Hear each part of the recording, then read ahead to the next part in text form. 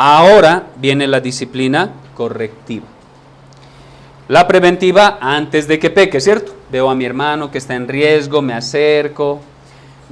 El hermano predicador, domingo tras domingo, usado por el Espíritu Santo, está previniendo que la iglesia caiga en pecado.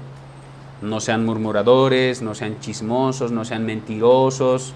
Eso es prevención. ¿Qué pasa cuando alguno de ellos cae en pecado? Viene la disciplina correctiva. ¿Qué es la disciplina correctiva? De manera muy sencilla, este tipo de disciplina corrige al creyente cuando ya ha caído en pecado. Y está basado fundamentalmente en un pasaje que mencionó nuestra hermana Cristina en Mateo capítulo 18, versículos 15 en adelante. Así que vamos a ir a Mateo capítulo 18 y vamos a ver lo que dice. Y como decía un pastor, este texto en Mateo capítulo 18 es clave para la santificación de la iglesia, porque ese es el fin de la disciplina, santificar la iglesia. Mateo capítulo 18,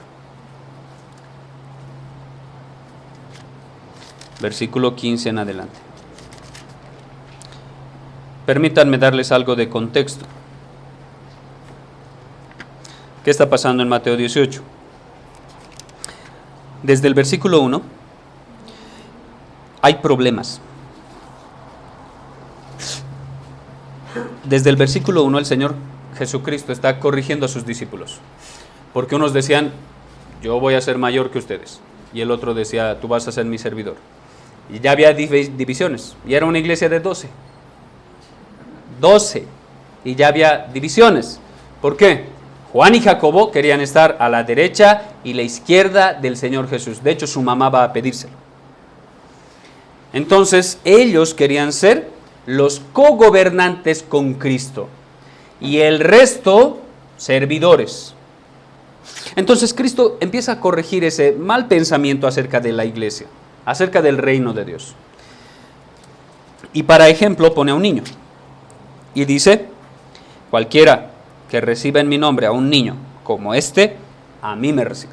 O sea, aquel que es grande en el reino de Dios es el más pequeño en el reino de Dios. Y aquel que es el más pequeño es el más grande. Gran enseñanza para la iglesia. Luego, habla acerca de las personas que hacen caer en pecado a otras personas. Versículos 6 al 9. Y la sentencia es fulminante. Cualquiera de ustedes que haga caer en pecado a una de las ovejas de Cristo, le fuera mejor atarse una piedra de molino en el cuello y tirarse al fondo del mar. Eso es mejor que la ira de Dios. Es una advertencia. Porque cualquiera que haga caer en pecado a una de las ovejas de Cristo se las va a ver con Cristo. Esa es la advertencia. Luego viene la parábola que tanto gusta acerca de la oveja perdida. Cualquiera que haga caer en pecado a una de las ovejas no significa que la oveja se va a perder, porque Cristo va a buscar a esa oveja que ustedes provocaron que caiga en pecado. Cristo se va a encargar de ir a buscarla. Pero el versículo 10 dice algo interesante, dice, mirad que no menospreciéis a uno de estos pequeños, porque os digo que sus ángeles en los cielos ven siempre el rostro de mi Padre que está en los cielos. Advertencia. Mirad, cuidado. En nuestro idioma actual sería como, ojito. Eso es lo que está diciendo. Mucho ojito con hacer caer a uno de sus hermanos más pequeños. Mucho cuidado con eso. ¿Por qué? Porque incluso los ángeles los están cuidando. Ahora, eso no significa que tenemos ángel de la guarda, como enseña el romanismo. No tienen ángel de la guarda. Y ustedes no les dicen a los ángeles lo que tienen que hacer. No, lo dice Dios. Nosotros no. Simplemente para corregir eso. Pero luego, después de la parábola de la oveja perdida, que tanto o también conocen, empieza a hablar acerca de algo muy, muy importante que va dentro de ese mismo contexto. En el versículo 15 dice, por tanto, si tu hermano peca contra ti, ve y repréndele estando tú y él con la hermana más chismosa de la iglesia, ¿cierto? Dice, si tu hermano peca contra ti, ve al hermano con el que más amistad tienes de la iglesia. Ve a tu esposa. Ve a tu esposo. ¿A quién dice que debes ir? A aquel que cometió la falta en contra tuya. ¿Sí o no? ¿Y no hemos hecho lo contrario muchas veces? Alguien peca en contra mía dentro de la iglesia y lo primero que hago es ir con el hermano que se sienta detrás. Oye, ¿sí viste lo que hizo? Terrible. Te lo digo para que oremos. ¿Cierto? Ya hasta santificamos nuestros chismes. ¿Sí o no? No me digan que no, hermanos. Pues yo sé que ha pasado. Y va a pasar, aunque lo estoy enseñando. Pero la Biblia es clara. El Señor Jesucristo dice, si tu hermano peca en contra tuya, ve. Tú ve y repréndele, exhórtale, corrígele, ámalo. Estando tú y él solos, no en una cafetería, porque el resto va a ver. Y si reprendes a tu hermano y tu hermano se exalta, el nombre de Cristo va a ser vituperado. Lo mejor es un lugar solo, obviamente con las previsiones y precauciones necesarias del caso, ¿cierto? Si es un hombre que quiere exhortar a una hermana, no se van a ir solos a ningún lado. Buscará a su papá, si no está casada. Si está casada, buscará a su esposo también y procurará que estén los cuatro, ¿cierto? Debemos ser sabios hasta para eso. Pero el punto es este: si tu hermano peca contra ti, debes estar tú y él solos. Si te oyere, dice el texto, ¿qué pasa? Has ganado a tu hermano. Ese sí es un sí condicional.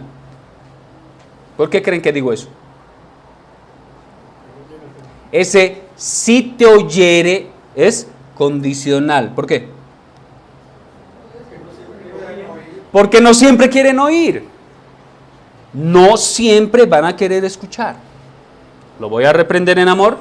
Me voy a considerar primero a mí. Antes de ir a hacerle daño con la viga que tengo aquí, me considero, voy en amor, lo reprendo y el hermano no escucha. Y dice, no, estás equivocado, estás mal, y se enoja y se va.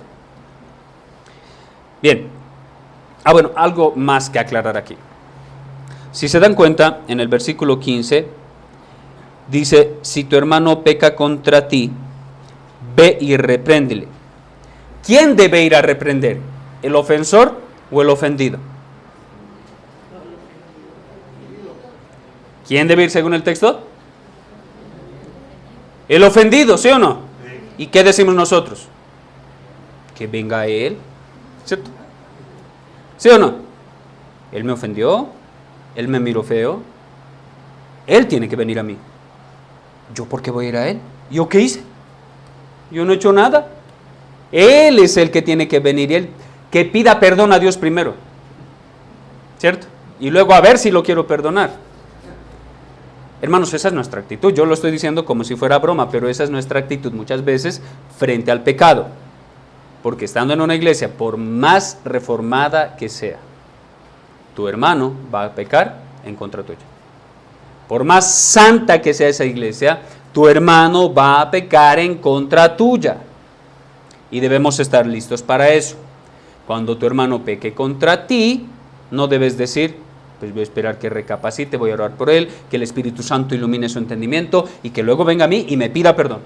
No, debo ir yo a él y decirle, hermano, pecaste en contra mía de esta manera. Y amado hermano, debes pedir perdón al Señor primeramente, pero también a mí. Difícil, ¿cierto? ¿O es fácil? ¿Fácil o difícil? La vida práctica dentro de la iglesia, hermanos, es difícil, pero no imposible. Si procuramos hacer lo correcto. De hecho, hoy hablaba con ¿a quién le dije? Ya se me olvidó. Hoy, no sé si estaba hablando con uno de los hermanos, pero les dije que siempre es mejor hacer lo correcto. Porque lo incorrecto es fácil, pero hacer lo correcto es difícil, pero siempre va a ser lo mejor. Bien, si mi hermano no me escucha, no se quiere arrepentir, está impenitente, es decir, no se ha arrepentido, ¿qué pasa? Segundo paso de la disciplina correctiva. El primer paso, ir tú y él solos. Si se arrepiente, ahí terminó todo. Has ganado a tu hermano. Ya no avanza más el proceso. Ahí. Si no me escucha, versículo 16, mas si no te oyere, toma aún contigo a uno o dos, para que en boca de 2 o 3 testigos conste toda palabra. Muy bien. Ahora, a veces somos inmisericordios, pero el primer paso de este proceso puede ser unas 3 o 4 veces de hablar con el hermano. No se trata como que, oye, arrepéntete, no se quiere arrepentir, listo, voy por los hermanos y vengo inmediatamente. No, eso no se hace en un día. Eso puede durar meses, semanas. Entonces, me acerqué, no se quiso arrepentir, Señor, voy a orar, regreso, lo confronto, no quiere, regreso, lo confronto unas 2, 3 veces, no quiere, voy con los líderes de la iglesia. ¿Qué es lo mejor? Si no hay líderes, hermanos que yo considero que son sabios, prudentes, nada chismosos, ¿cierto? Y maduros. Maduros ante todo, guiados por las Escrituras. ¿Para qué? Para que sean testigos del caso. Entonces voy con ellos, lo vuelvo a citar, si el hermano quiere, ¿cierto? Si no quiere y se va de la iglesia, ahí acabó todo. No quiso, es impenitente, no se quiere arrepentir, no quiere problemas, entonces se va. Pero si se queda y está dispuesto a la conversación, nos reunimos nuevamente con 2 o 3 testigos, lo confrontamos. Si se arrepiente, ¿qué pasa? Ahí quedó todo. No se hable más del caso. Se perdonaron, se abrazaron, se besaron, lloraron, listo, terminó todo. El siguiente domingo, amada hermana, ¿cómo estás? Buenos días. Ya. Por lo menos eso haría alguien maduro en la fe. Pero como somos tan inmaduros, pasa eso y todavía se miran feos, ¿sí o no? Bueno, si no se arrepiente, ¿qué pasa? Lo que dijo la hermana hace rato. Si no se arrepiente, obviamente, 2 veces, 3 veces, no quiere arrepentirse, hay dureza de corazón, entonces se convoca a una asamblea extraordinaria de la iglesia. ¿Quién es la iglesia? ¿Local? ¿Todos los asistentes? Los miembros oficiales de la iglesia. Porque ahí cuando dice dilo a la iglesia, vamos a leerlo. Versículo 17. Si no los oyere a ellos, o sea, lo confronté yo y también los testigos. Arrepiéntete, hermana. Es un caso hipotético. Arrepiéntete. Si no los oyere a ellos ni a ti, dilo a quién, a la iglesia. Y si no oyere a la iglesia, ¿qué? Tenle por impío. La única causa válida, la única razón, el único pecado válido para la excomunión, para expulsar a alguien de la membresía, ni siquiera sacarlo de la iglesia, de este lugar, no es sacarlo del lugar, es sacarlo de la membresía oficial de la iglesia, expulsarlo. La única razón que yo veo en Mateo es impenitencia.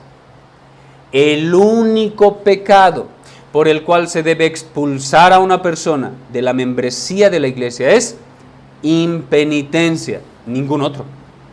¿Por qué? Porque todos los pecados los perdonamos y son perdonados, pero cuando alguien es impenitente, está diciendo, no necesito su perdón, no necesito arrepentimiento, no necesito a Cristo, solo estoy bien. Eso es lo que está diciendo. Así que la impenitencia generalmente muestra, ¿qué? Impiedad. Muestra impiedad. Así que, convoco a la iglesia, yo no, el pastor. Los líderes deben conocer el caso. Se convoca una asamblea extraordinaria en la cual solo vienen miembros oficiales de la iglesia. Si alguien no es miembro oficial de la iglesia, no tiene por qué asistir a esa reunión. No tiene por qué. Más adelante, mañana o el sábado, ya estoy en domingo, o el sábado, vamos a ver acerca de otra marca de la iglesia como saludable, que es la membresía oficial. Luego les voy a decir en qué consta. Pero se convoca a esa asamblea y se expone el caso delante de todos. Y se dice, la hermana tal hizo esto, ya hemos seguido el proceso, no se quiere arrepentir, entonces hoy delante de todos ustedes, hermanos, te invitamos, amada hermana, a que te arrepientas. Si asiste, se le dice eso. Generalmente, en muchas de las iglesias, cuando se llega a este punto, la persona impenitente se va.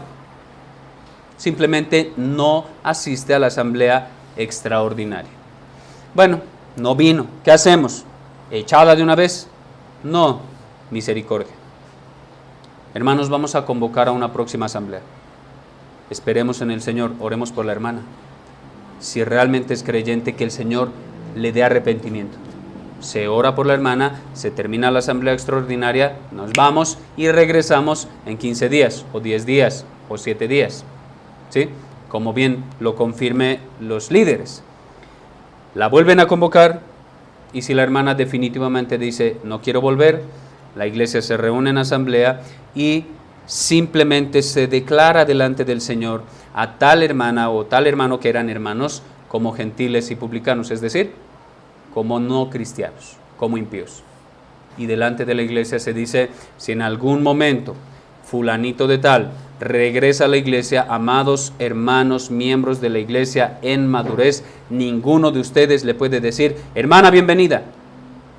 Le pueden decir, doña Chabela, bienvenida. Pero nunca más, hasta que se arrepienta obviamente, y hasta que profese nuevamente la fe, no le pueden volver a decir hermana, porque le están diciendo ¿qué? Que es cristiana y está bien. Cuando la Biblia dice que está mal y ha sido declarada como impía. Entonces, ¿qué pasa? Si regresa a la iglesia y sube las gradas, las escalas y vuelve nuevamente y se quiere sentar, ¿qué hacemos? No, tiene que salirse porque usted no es cristiana. No, como a todo impío que viene a la iglesia, tenemos que decirle, bienvenida, adelante, tome asiento. Le predicamos el evangelio y la llamamos al arrepentimiento. Pero ya no es parte de la membresía. Su nombre es borrado del libro de miembros oficiales y es expulsada. Y nadie le vuelve a decir cristiano. ¿Por qué? Por su impenitencia. Ese es el proceso que se debe seguir según Mateo 18. ¿Por qué? Porque al Señor le ha placido que la iglesia tenga la autoridad de hacer eso. No solo el pastor, no solo los diáconos, la iglesia, y la iglesia son sus oficiales y sus miembros.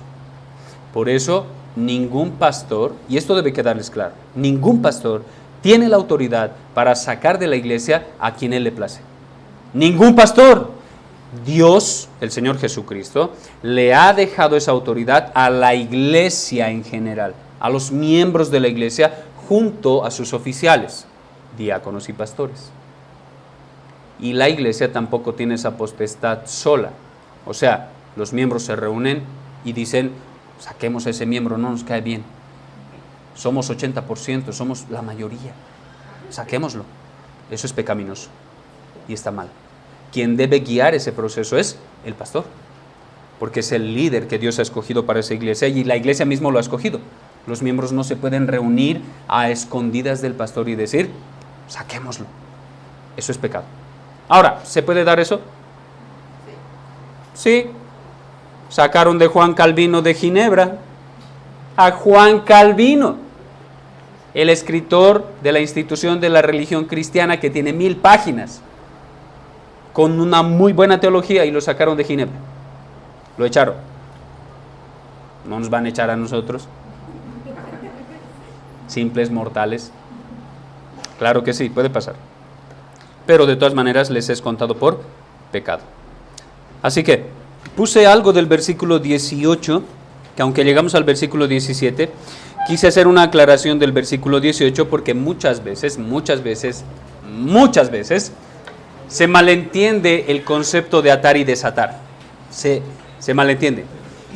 ¿Por qué? ¿Han escuchado cómo se aplica ese atar y desatar en algunas iglesias? ¿Sí? ¿Atar qué? Atar bendiciones o atar maldiciones. Sí. Se aplica así. Vamos a atar al demonio porque esta noche va a ser un culto de, no sé cómo se diría en verbos. Sí, de milagros, ¿no? Y vamos a atar a tus demonios. O vamos a desatar las bendiciones del cielo y va a llover gracia. Van a llover bendiciones. Carros por aquí, por allá. Dinero por aquí, por allá. Y se malentiende el versículo 18 porque se lo quita de su contexto. ¿Cuál era el contexto? Disciplina eclesial, ¿cierto? El cómo perdonar a mi hermano y el cómo pedir perdón, ¿sí? Cómo perdonar, cómo pedir perdón, no especifica al respecto. Sin embargo, el versículo 18 aún está hablando de lo mismo, porque vean lo que dice: de cierto os digo que todo lo que atéis en la tierra será atado en el cielo, y todo lo que desatéis en la tierra será desatado en el cielo. ¿De qué está hablando? ¿De qué está hablando? Vuelvan al versículo 17. ¿Qué dice? Si no los oyere a ellos, dilo a la iglesia, y si no oyere a la iglesia, tenle por gentil y publicano. El atar está haciendo referencia al no perdonarle el pecado a aquella persona que no se arrepiente. Es decir, lo estamos atando en su pecado. La iglesia está reteniendo el perdón de esa persona para que sea Dios quien trate con él. Así que lo que se ata en esta tierra, es decir, la conclusión a la que llega la iglesia, es la misma conclusión a la que llega en el cielo. Y si la persona es desatada, o sea, se arrepiente y con lágrimas dice a la iglesia: hermanos, perdónenme, porque he pecado contra el cielo y contra ustedes. Les pido me perdonen, amados hermanos. ¿Y la iglesia qué debe hacer? Perdonar a su hermano 70 veces 7, ¿sí o no? Lo perdonan y ¿qué pasa? Es desatado de su pecado, porque la iglesia lo está perdonando. Ahora, la iglesia no tiene la prerrogativa ni de perdonar pecados, ni de decir jamás te vamos a perdonar. No tiene esa prerrogativa, pero sí puede dar una sentencia. Si no te arrepientes, la iglesia no te perdona tu pecado y por ende es simplemente una evidencia de que Dios no te va a perdonar ese pecado. Y no te está perdonando ese pecado. ¿Por qué? Porque no te quieres arrepentir. Si se arrepiente realmente de corazón, la iglesia determina: te desatamos de ese pecado. Hermano, eres libre de ese pecado porque estás evidenciando arrepentimiento. Entonces la iglesia te perdona porque creemos que Dios te ha perdonado, porque veo arrepentimiento genuino en ti. Ahora, el arrepentimiento se evidencia en el tiempo, porque en la reunión puede decir: me arrepiento, perdóname, y llorar incluso, y a las 2 semanas volver a hacer lo mismo. Se evidencia en el tiempo. Pero ese atar y desatar está hablando de la decisión que toma la iglesia. Si la decisión de la iglesia es que dice es gentil y publicano, eso queda sellado por el cielo.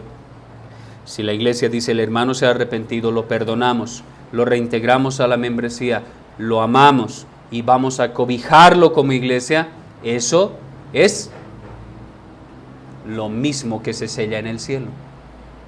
A eso se refiere ese texto. No se refiere a lo que dijo el hermano. No se refiere a atar bendiciones. A desatar, ¿no? Desatar bendiciones. Porque Dios las tiene atadas ahí, entonces nosotros tenemos que desatarlas para que vengan a nosotros. Eso está mal.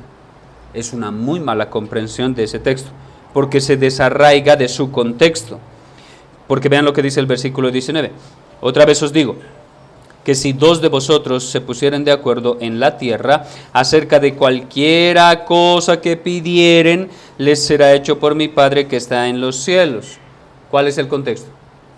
Disciplina eclesial. Esa cualquiera cosa que pidan es la oración al final que debe hacer el pastor. Si esta persona no se arrepiente, oran y dicen, Señor, lo entregamos en tus manos. Pero por las Escrituras, como es impenitente, entonces no puede ser perdonado de sus pecados. Esa oración es respondida por Dios.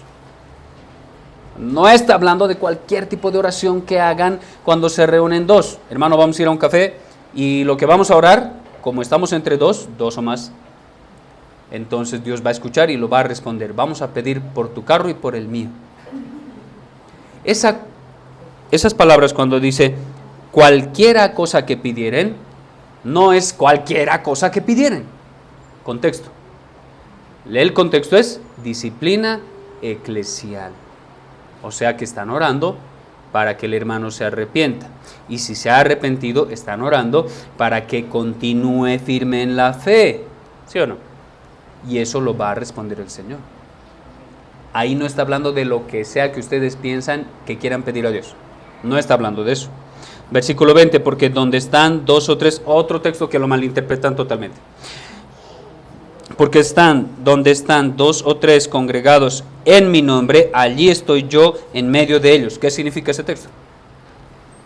Que cuando la iglesia se reúne para un caso de disciplina eclesial, el Señor Jesucristo está en medio como testigo. Así como cuando se está predicando, el Señor Jesucristo está en primera fila y delante del cual el predicador está predicando, valga la redundancia, de la misma forma en un proceso de disciplina eclesial, el líder está aquí, ¿sí? La iglesia está aquí, pero un testigo bajado del cielo es Cristo mismo. Bajado del cielo entendido de manera espiritual, metafórica, ¿sí? Cristo está diciendo, yo soy testigo de su procedimiento. Y eso es una gran reprensión para la iglesia, porque si la iglesia hace un mal procedimiento de disciplina eclesial, Cristo está como testigo de aquella persona a la cual están juzgando injustamente. Por eso el juicio de la iglesia debe ser justo, con la medida de la palabra, no como la iglesia lo ve, como la Biblia lo ve. Porque Cristo es el testigo. Ahora el punto es este. ¿Por qué creo que aquí está hablando de Cristo como testigo en medio de una asamblea? A veces dicen, se reúnen dos o tres personas y están en el café, ¿cierto? Están hablando y dicen, vamos a orar por los alimentos. Y alguno de ellos, mientras está orando, dice, porque donde están dos o tres reunidos en su nombre, ahí está el Señor Jesús. Gracias, Señor, porque tú estás aquí en medio de nosotros, porque estamos dos o tres personas. Pregunto, ¿habrá un momento de nuestra historia como cristianos, desde que el Espíritu Santo aplicó la redención en nuestras vidas, que Cristo no esté con nosotros? Voy a repetir la pregunta. ¿Habrá un momento en nuestra historia, desde que el Espíritu Santo aplicó la redención, más fácil, desde que Dios nos salvó, en el cual Cristo no esté con nosotros? ¿Habrá un momento de nuestra historia? Ningún momento, porque Cristo, ¿qué dijo en Mateo capítulo 28? Yo estaré con ustedes hasta el final de los días, todos los días. No hay ni un solo día que Él no esté con nosotros. Pero a veces aplicamos ese texto ahí y decimos, como estamos dos o tres reunidos, Cristo está aquí. No está hablando de eso. Porque así estés solo en tu habitación, Cristo está ahí. Así no haya nadie a tu alrededor, Cristo está ahí. Así que este texto no está hablando de las reuniones que tienen en los cafés o en los restaurantes con otros cristianos. No está hablando de eso. Está hablando de una asamblea formal de la iglesia en la cual se está tratando un asunto eclesial, de disciplina, según el contexto. No está hablando de eso. Debía hacer esas aclaraciones porque esos versículos del 18 hasta el versículo 20 son los peores interpretados de la Biblia, sacados de su contexto totalmente y aplicados a lo que ellos quieren, como ellos quieren. Y ahí es donde viene la pregunta de Pedro, ¿cierto? Pedro, que ha entendido lo que Cristo está explicando, se acerca y le dice, Señor, si debo ir y confrontar a mi hermano a solas, y debo decirle, pide perdón. Si mi hermano se arrepiente y me dice, y le dice a Pedro, Pedro, perdóname. Ahora Pedro tiene una duda. Si ese mismo hermano viene 7 veces al día, Señor, ¿cuántas veces debo perdonar a mi hermano? ¿Cuántas veces? ¿Hasta 7? Pregunta Pedro. Él pone una medida. ¿Qué dice? Si viene y me pide perdón 7 veces, hasta ahí. Primer strike. Segundo strike. Mucho cuidado que va 5. Ya te perdoné 5 veces. Llego a la 7ª y adiós amistad. A veces somos así. Así que el Señor Jesucristo va a corregir a Pedro. Porque en el proceso de disciplina eclesial no se trata de expulsar personas, se trata de perdonar personas. El objetivo de la disciplina no es expulsar personas, es perdonar a los que pecan. Ese es el objetivo. Y Pedro lo ha entendido. Hace una respuesta, o sea, una pregunta buena. Pero la respuesta de Cristo va mucho más allá. Le dijo Jesús, no te digo hasta 7, sino 70 veces 7. ¿Qué significa eso? Que cuando llegue hasta los 77 perdones, ¿se acabó la situación?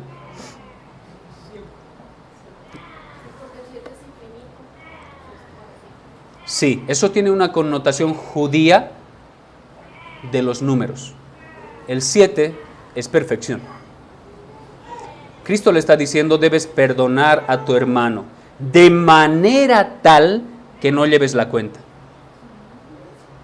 Cada vez que venga y te pida perdón y tú le digas, te perdono hermano, se supone que lo que perdonaste nunca más se lo vas a sacar en cara, ya lo perdonaste. Porque es lo mismo que hace Cristo, ¿sí o no? Pecamos, vamos a Cristo y le decimos, perdóname, he pecado nuevamente contra ti. ¿Y qué hace Cristo? Nos perdona. ¿O alguna vez han sentido que Cristo, o bueno, por lo menos por las Escrituras, Cristo diga, ayer hiciste lo mismo, hoy nuevamente lo mismo, no te va a perdonar? No, siempre perdona nuestros pecados. Si vamos con un corazón contrito y humillado, Él no nos echa fuera. Debemos imitar entonces el carácter de Cristo en el perdón. Debemos perdonar de manera perfecta. Ahora, ¿habrá aquí alguien que pueda perdonar de manera perfecta? Si somos sinceros, no. Ni entre esposos. ¿Sí o no? Que yo ha habido veces que a mi esposa le he dicho, la vez pasada hiciste esto y esto y esto, y ahora nuevamente esto.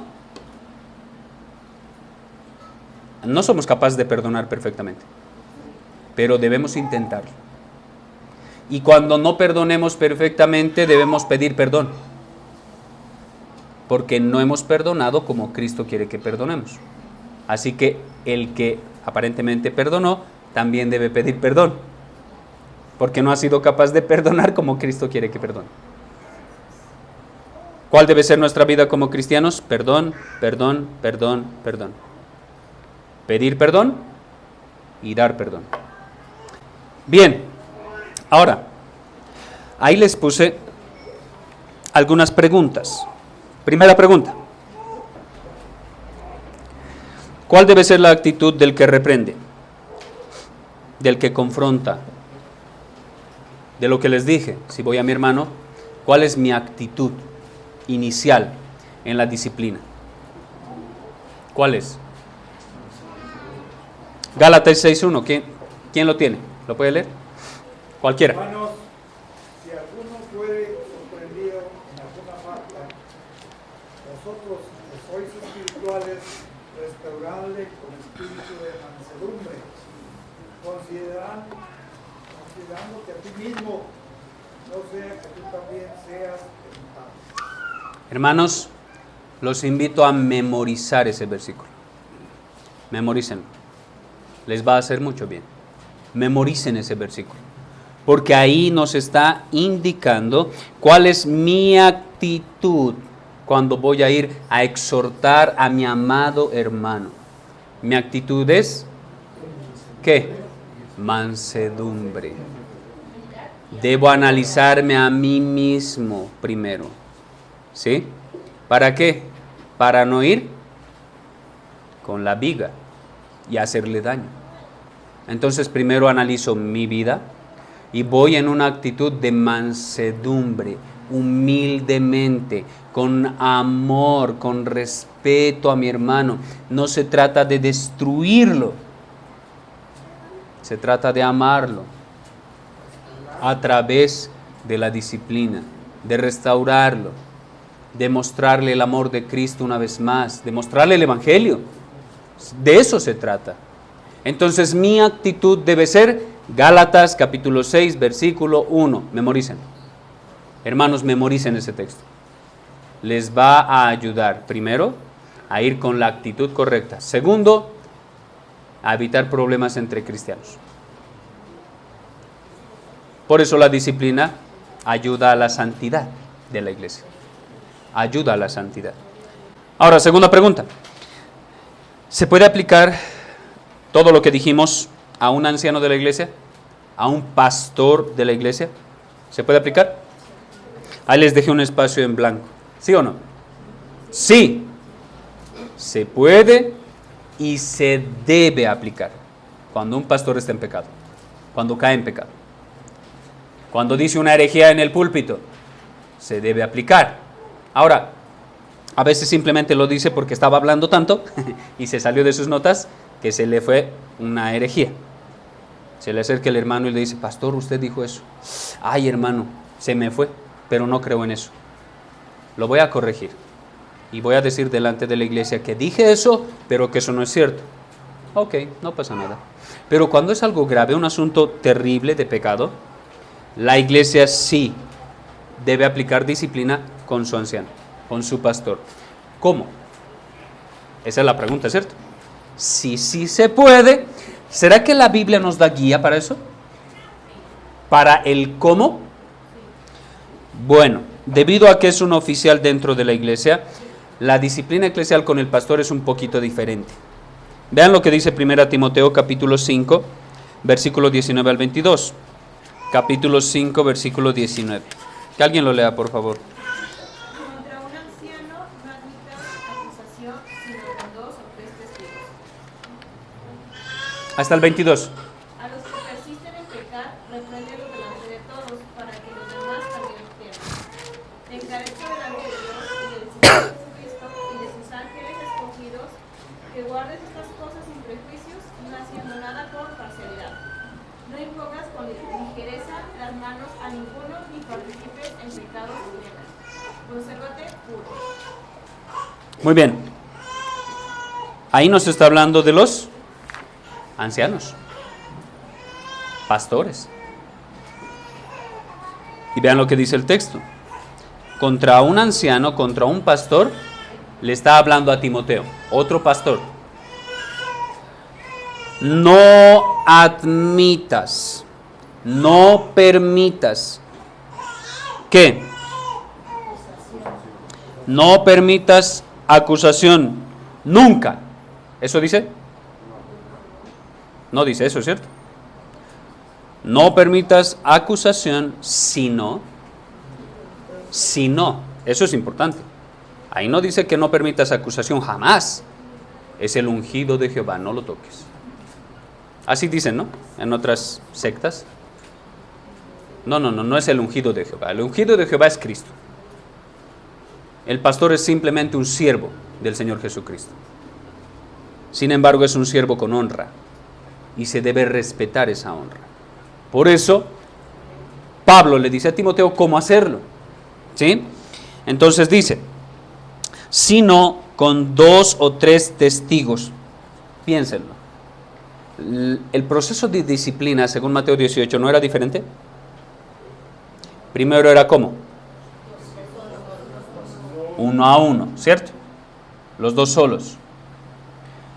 Pero debido a que el pastor o anciano de la iglesia es un hombre de honra, tiene un puesto de honra, un oficio dentro de la iglesia, el tal no debe ser tratado como el resto de miembros.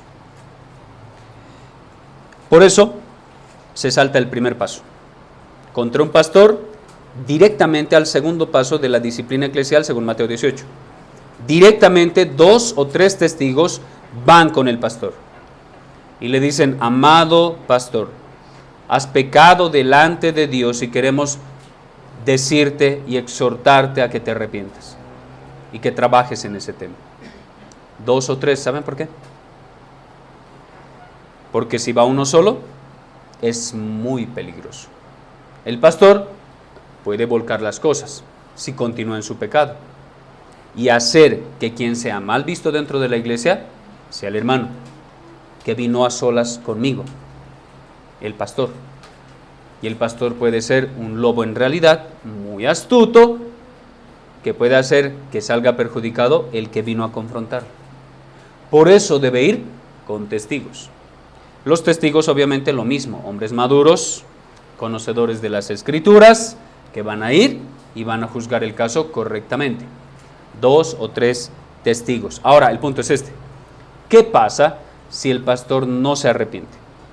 Porque hay casos, de casos. ¿Qué pasa si no se arrepiente? Versículo 20. A los que persisten en pecar, ¿a quién se refiere? A los ancianos, a los pastores. No está hablando de otras personas, sigue hablando de lo mismo. A los que persisten, vamos a añadir, a los pastores que persisten en pecar, ¿qué dice?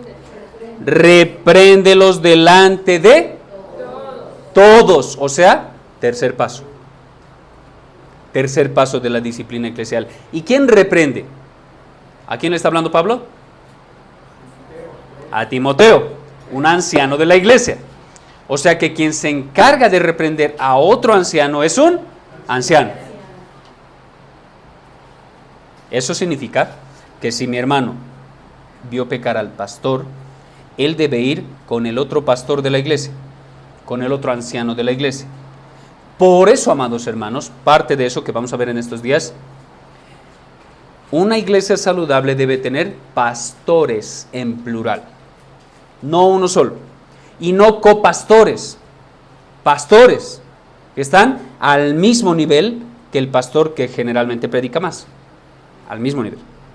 Por eso, porque el pastor es el que debe reprender al otro pastor que está en pecado. Eso es lo que dice Timoteo. A los que persisten en pecar, repréndelos delante de la iglesia. ¿Qué significa eso? Convocamos otra asamblea extraordinaria.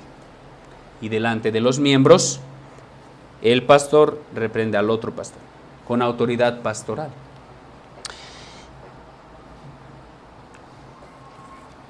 ¿Para qué? Para que los demás tengan miedo de pecar. No tengan miedo de la disciplina. Para que el resto de la iglesia tenga miedo de pecar, tenga temor de pecar. De hecho, eso es un principio del Antiguo Testamento. Cuando Dios manda pena de muerte para ese hombre que estaba recogiendo leña en el día de reposo, después dice que eso es para que el pueblo tema y no ande haciendo lo que bien le parece en el día del Señor, para que tengan miedo de pecar. Hermanos, debe darles miedo pecar, no las consecuencias, el pecado. La consecuencia es terrible, sí, pero el pecado es peor. Pablo dice que es sobremanera pecaminoso. Entonces,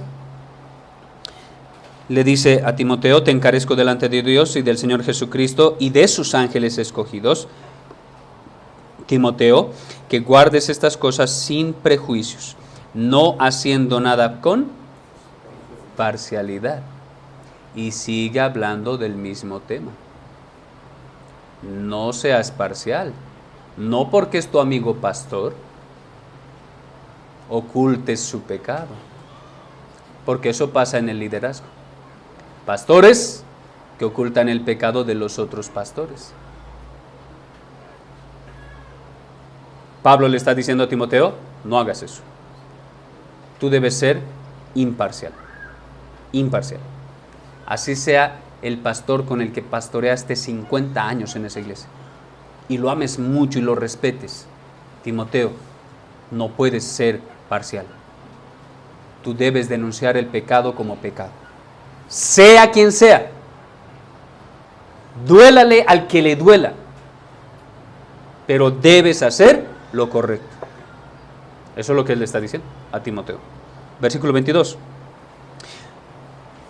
Por lo tanto, Timoteo, cuando vayas a ordenar un pastor al ministerio pastoral, no impongas con ligereza las manos a ninguno, ni participes en pecados ajenos. Consérvate puro. Sigue hablando del pastorado. Hasta ahí. No andes imponiendo manos para ordenar más oficiales de manera ligera. Debes ser estricto con ellos. ¿Y qué debe aplicar con ellos? 1 Timoteo capítulo 3, que son los requisitos del anciano. Eso es lo que debe aplicar. De manera rigurosa. No de manera perfecta, pero sí de manera rigurosa. Híjole, se nos fue el tiempo.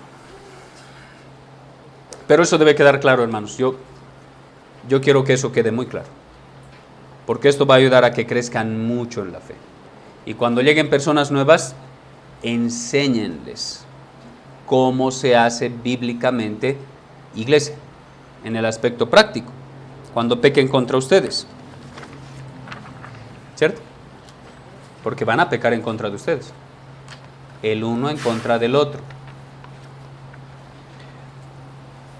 Entonces, ¿cómo se aplica en la práctica? Ahí les dejé 3 pequeños párrafos que habla acerca de cómo se aplica en la práctica. Número 1, si es un pecado leve contra un hermano, voy, lo confronto, se arrepiente, terminó todo. No hay más. No hay proceso de restauración, no hay nada, es un pecado leve. Ahora, ¿cómo sabemos si el pecado es leve o grave? Según las consecuencias. Porque la mentira puede ser terrible y la mentira puede ser no muy grave. Si esa mentira provocó la muerte de una persona, es una mentira terrible. Si esa mentira provocó que me roben 10 pesos, no es tan grave. Que me devuelva mis 10 pesos, ¿cierto? Y ya, se terminó el asunto. No más. Ahora, si es un pecado grave contra un hermano y se arrepiente, se detiene el proceso, sin embargo, vienen consecuencias. Si es un pecado grave, pero la persona dice, estoy dispuesto a someterme a lo que ustedes me digan y estoy arrepentido y quiero el perdón de Dios y de la iglesia, y lo presenta delante de la iglesia. Si esa persona realmente está arrepentida, viene un proceso de restauración. El proceso de restauración hace parte de la disciplina. ¿Qué implica? Amado hermano, como es un pecado grave, por lo menos medio año no vas a participar de la cena.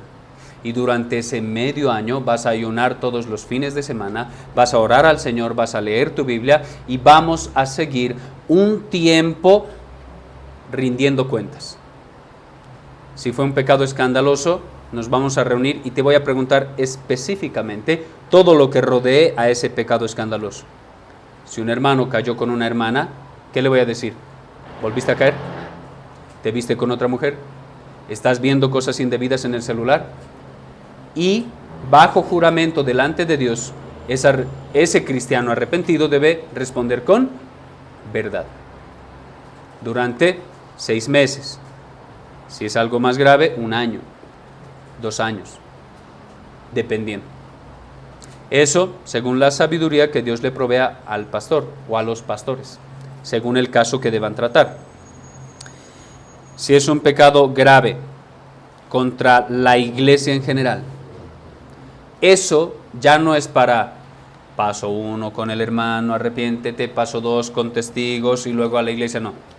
Cuando es un pecado grave en contra de la iglesia de manera directa saltamos paso 1 y paso 2 y vamos al paso 3 directamente. Y se convoca una asamblea y al hermano se expone el caso y se cita al hermano delante de la iglesia y se lo llama al arrepentimiento. Eso es lo que debe suceder. Si el pecado es en contra de la iglesia en general. Si se arrepiente, has ganado a tu hermano. Sigue el proceso de restauración, lo mismo. Un tiempo sin participar de la cena, como su disciplina, porque eso es un gran honor, pero no vas a participar. Un tiempo restituido de sus cargos, si era un diácono, se lo baja del diaconado. Si era un hermano que servía visiblemente, ya no sirve en nada absolutamente. ¿Por qué? Porque es parte de las consecuencias de la disciplina. Así se debe ver en la práctica. Eso estoy resumiendo lo más que puedo. Ejemplo de un caso de disciplina eclesial correctiva en la Biblia. 1 Corintios capítulo 5, versículo 1 en adelante. ¿Qué pasa en ese contexto? Había un joven que se estaba acostando con la esposa de su papá. Una iglesia del Señor Jesucristo. Verdadera. Porque Pablo en el capítulo 1 le dice a los santos que están en Corinto, una iglesia verdadera en la cual había un caso de incesto. Terrible, ¿cierto? ¿Creen que puede pasar algo así en las iglesias de hoy? Sí. ¿Qué debemos hacer? Lo correcto. Pablo, ¿qué les dice? Yo ya he juzgado ese caso. Saquen al tal de la iglesia. Sáquenlo. ¿Qué significa eso? Hermanos, cuando hay un caso de inmoralidad sexual dentro de la iglesia, esa persona es sacada directamente de la membresía de la iglesia. Directamente. Debe ser echado de la membresía. ¿Y puede ser injertado después? Sí, después. Si se arrepiente, si lo evidencia por una vida limpia, puede ser injertado nuevamente a la membresía. Pero de manera directa, a un adúltero y fornicario se le debe sacar de la membresía, de manera directa. En una reunión formal, nuevamente. Se reúne a la iglesia. Amados hermanos, con tristeza en el corazón, les debo informar este caso. Esta persona no es más parte de la membresía. Es echado de manera directa. Eso es lo que dice Pablo. Ya he juzgado el caso.